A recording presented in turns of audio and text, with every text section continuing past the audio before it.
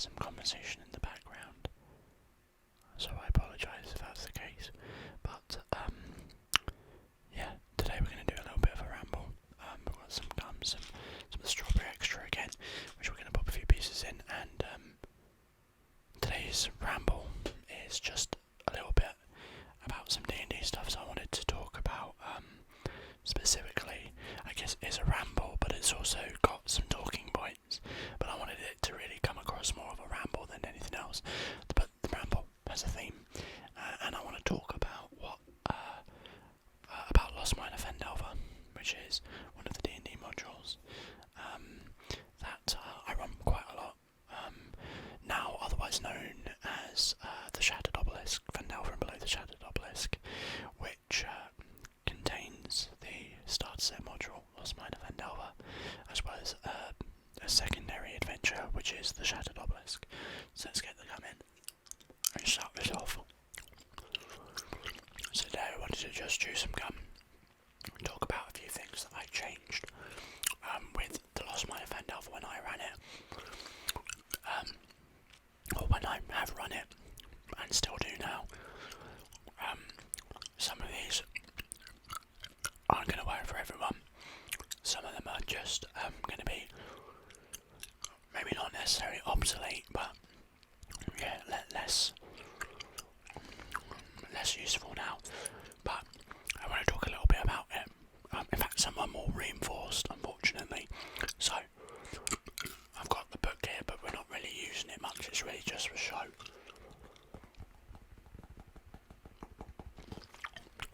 Shadow Obelisk. So let's get straight into it. It's already been enough time. So I've run the Lost Mine of Phandelver a whole bunch of times with different players, and I've started running it again. Like I've recently started a new campaign with all the stuff that's been changed for this book, which isn't a massive amount, but there's a few things changed here and there for the original module. So some of these I've included in there as well, like things that I will continue to change, but I want to just start going into it. So I changed a number of things. Firstly, I want to just say the first couple of chapters are pretty solid. The whole module was pretty solid, but the first two, I would say I don't really change. The very beginning, well, actually, the very beginning is I don't start the whole adventure with them on the road. Well, I do and I don't. What I mean by this is, I have the players, I give them flavour text, I bring them into the world, and then they have a moment to roleplay before they leave the city, and that's just very simple. That is like, introduce your characters, and then I'll be like, with the gold that you have, is there anything you're going to want to like collect before you leave, like any lasting resources before you start the journey? It just gives them a chance to do any like final preparation before they head off, and then the flavoured text continues with when they head down. Then we get to the day that the adventure begins. The players find themselves halfway through the day, and they let the horses rest, and basically this is a chance for some like preliminary roleplay opportunities. So I like to ask the players, like, even if you're not going to have a conversation with another character, I want each of you to describe an example of something that your character would do that you feel best represents them. So if you're playing a ranger, you might be the kind of person that goes out and hunts for some food to bring along the journey for when they take the next rest. Or if you're a fighter, you might be standing watch, or maybe you have an interest in wood carving and are doing a bit of scrimshaw or whatever. The point is, this is an opportunity to give more than just the character name and description of their appearance. It gives you a chance to show the character the module literally has you start with like, you live Phandelver, here's some information. You arrive at this scene of like an ambush basically, and I don't really like that. I like to give them a chance to have some conversation beforehand, and I think it always works really, really well. It sets the tone for each other. So that's the first thing I change. It's the introduction. When they get to the ambush site, at that point, you know, every session is different, every group is different, but generally in terms of my preparation, it's really the same as written. The same for the rest of the first chapter, getting all the way up to the Cragmore hideout and back to Phandelver. Chapter 1 is the same for chapter 2. Dealing with the red brands, they get some chances to meet people around the town. But ultimately, that's basically the same. Go and deal with the red brand. Now I've had players deal with it in different ways. Some people rallied the town to go and basically like attack the hideout once the players snuck in and took out the leader. I've had people that have kept Iarno alive. I've had people that have just killed him. I had a group that not only kept him alive, but later used him to try and get information out of him by pretending to break him out, and it was a whole like double, triple, quadruple cross. It was fucking crazy. But that was a lot of fun, but ultimately those chapters are basically the same. It's chapter 3 where things have a big change. So, I don't think it's necessarily bad, but I think there's a lot of area for improvement, and I don't have any criticism of it in terms of it being a beginner module. It's very simple. Yeah, I kind of get it. You don't want to go too over the top. Keep things simple. So I understand why it's not necessarily all in depth, but I found that there are a lot of like the side quests that feel very empty, and there are two really stark examples, which I'm going to mention. The first is the Old Owl Well, which, in short, in the base module, and I should say that basically nothing like that has changed for the Shadowed Obelisk. There's no new content for the side quests in reality, aside from the fact there are a couple of maps finally included, but really there's no major additions. There's some changes, such as Wiventor.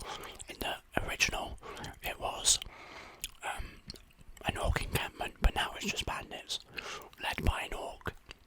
But I guess they, didn't want it to just be orcs or something. So either way, it's not a major difference.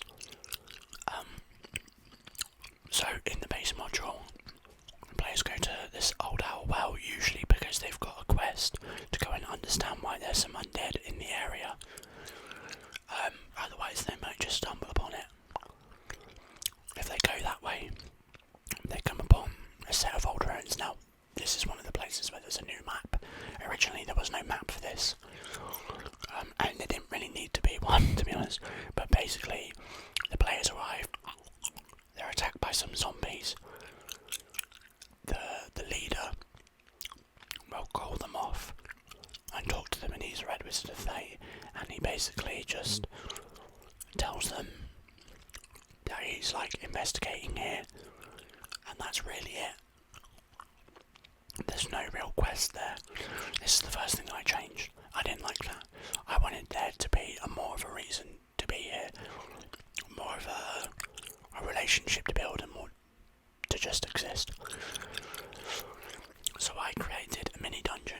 It's about a 4 to 6 room dungeon, with a puzzle in it. Now, this is a work in progress. I've used it twice, and both times the puzzle was it didn't really go the way I wanted it to. I would change it in the future. show you the dungeon. So I've got it set up to show you. Now my camera is going to lag quite drastically here, but I do want to show you the dungeon. You can see it already. So here we go. So the players would come down over here. I'll zoom out a little bit and you can get a better look. So the idea was players come in here. There's a set of vault doors that they need to open by finding like a secret code.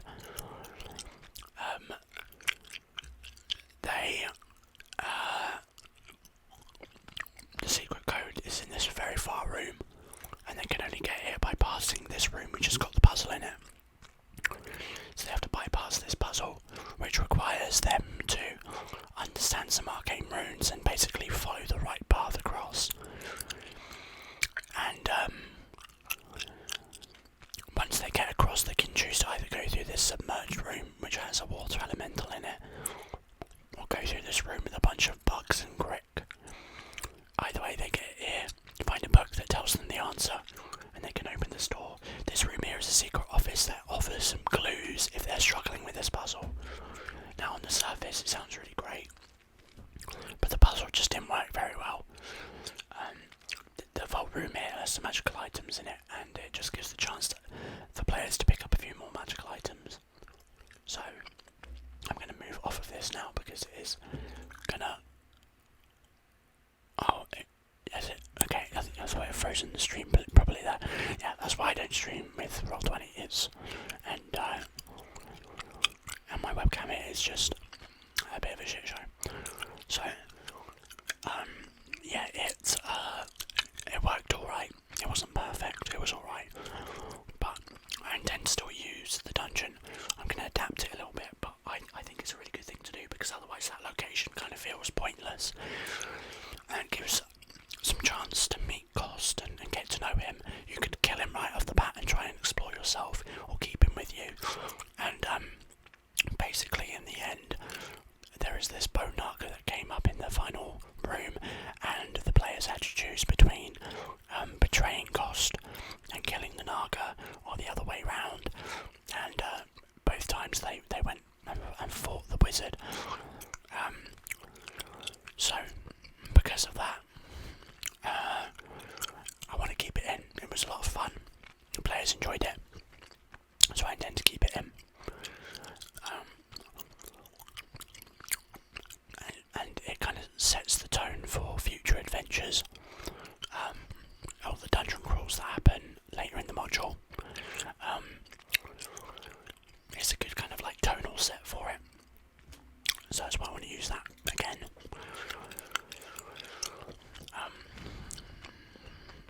I could put that map up if people wanted it. I don't know how many people actually run or do D&D that listen to this. If you're interested, I can maybe put together a bit of a Google Doc and put some of the stuff that I create on there if people are interested. But you know, that's neither here nor there. Leave a comment if you want to see that. So that's one thing. Improving Old Howlwell with a mini dungeon and some interesting puzzles. Create some chances to explore the Netherese ruins, which in the Shadow Obelisk will give some chances to prod towards the obelisk and connections to the Netherese, which I want to do more of. I want there to be either this is where the obelisk was previously stored, or information about it in this area, which gives them some further lore, but it's not required. So it's still useful now. Moving on, the other part of chapter 3 that is a little bit lackluster is the Banshee quest. Going to see Agatha the Banshee first of all. There's not a lot of information given about her, and Conyberry for that matter. In fact, Conyberry has some really interesting history, and it is never touched on. I added some of that in. in short, in the base game, players travel to Conyberry, they go into a trail, give Agatha an object and she answers them one question, which is fine. I still use that element, but I've redone all the flavour text and heighten it into a more haunting, disturbing nature. She doesn't want to speak to them, which, to be fair, is how it's written. But really take my time with it, build the tension of them kind of appearing in this dark room, devoid of any light, appearing in the windows, appearing in this mirror, but not in real life, whispering in players' ears and stuff like that. I also have demand a personal sacrifice from each of them, or from one of them even. So one of them has to give them something of personal worth. She'll answer the question whilst they're in Conyberry, before they arrive at Agatha's place. I have it so that the trail isn't very visible right off the bat. They have to search around a little bit, gives them a chance to explore the abandoned town, and I use the haunting zone stuff from Tasha's Guide to Tasha's Cauldron even, to heighten that. If the players spend the night there, they'll find themselves hunted by other spirits and ghosts that appear back in the midnight, and these are signposted if they look around the town and search, and they'll find desiccated bodies of goblins in the houses, and that kind of insinuates probably dangerous to stay here.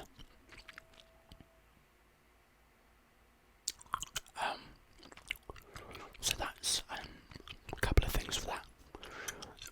I just like to heighten that whole area, and obviously there's no map for Conyberry, so I add in a map for that and a whole bunch of stuff there.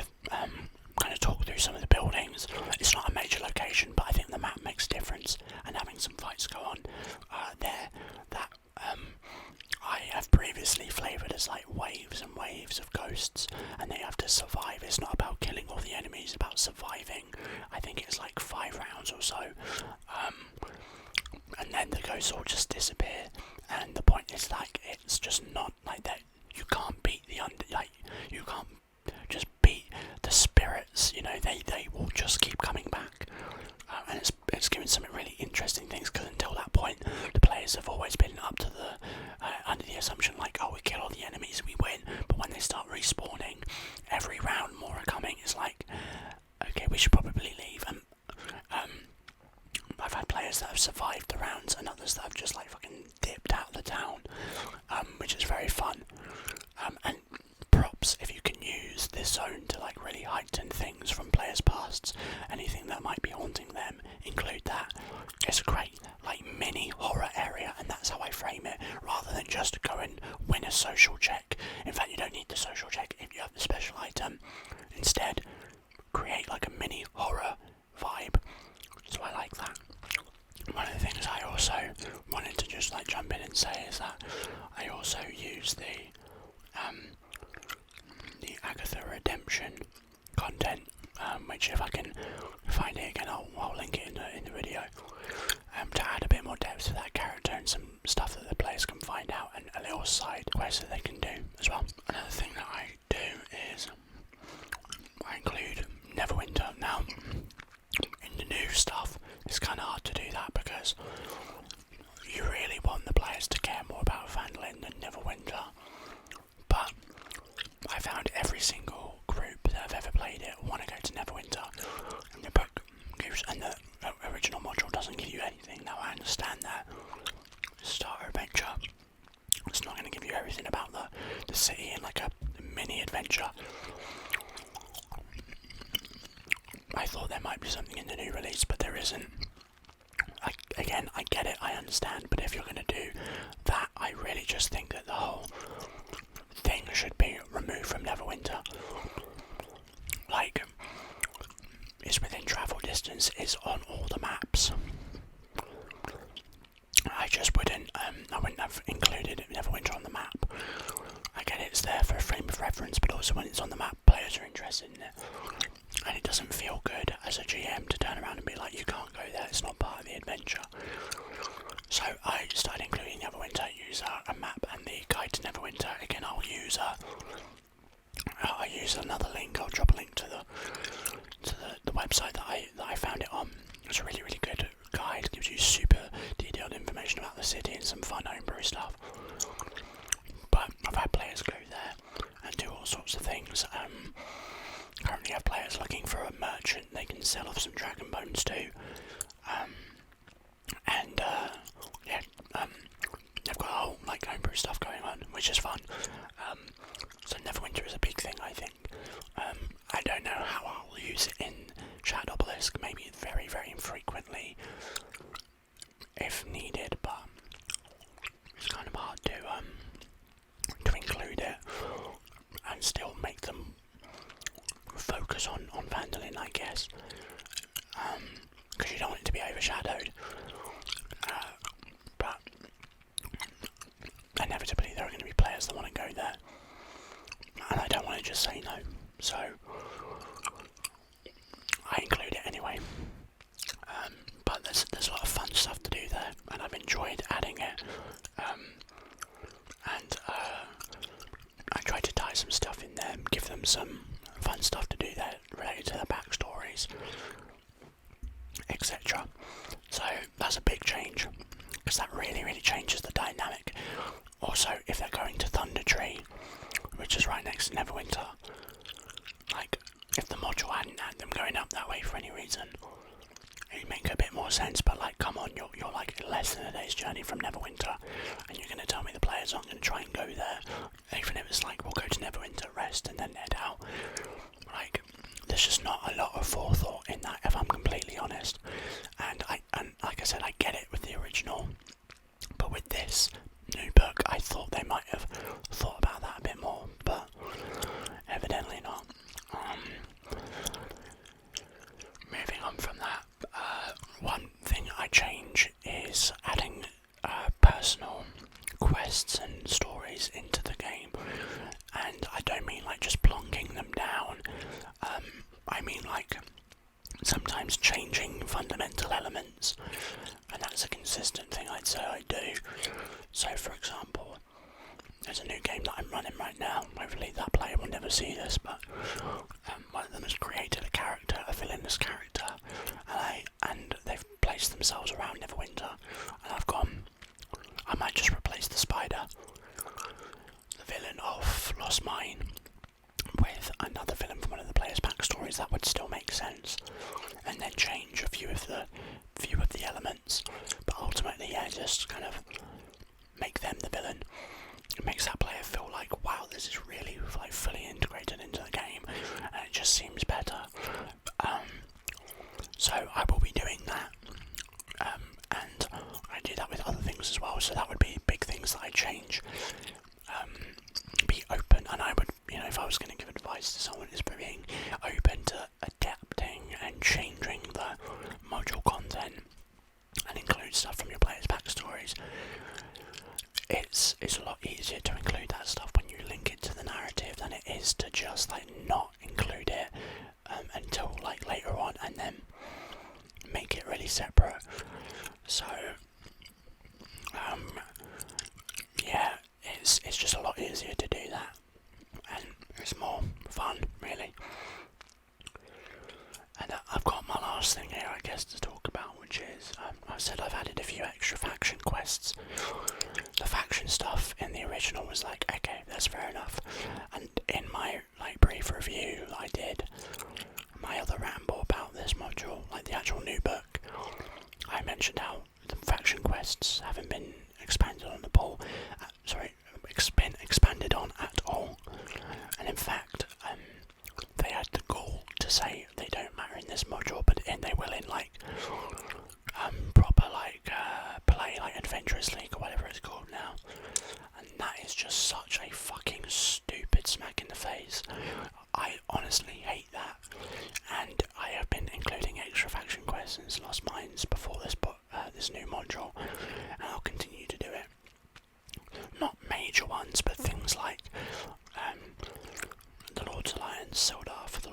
comments saying like, I want you to deliver Iono's body back to Neverwinter, or the faction quests of like one of the harpers going, I need you to now find out this information whilst you're in Neverwinter. Kind of give them some reasons to go that way as well, I guess. If they're going that way anyway, might as well bring it into the narrative, make it feel a bit, better. But I like to try and look at the situation, what they're interested in, and then create some faction quests that link in with the narrative, but maybe there's an extra objective. So it might be that, I don't know, if they're friends with Harlia and the Zentarum, then they might be given a quest of like, we need you to bring like a specific artifact that might be found in the dungeon you're going into, or the Emerald Enclave might be like,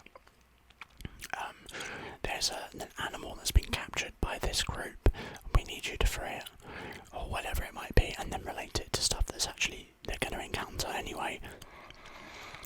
It adds some depth, and by extension with the faction quest is giving faction rewards. Now, this is something really lightly done so far, but adding things in like members of the Lord's Alliance getting like a scribe, or a squire even, or an Emerald Enclave getting a pet, like an animal companion like a ranger would, etc.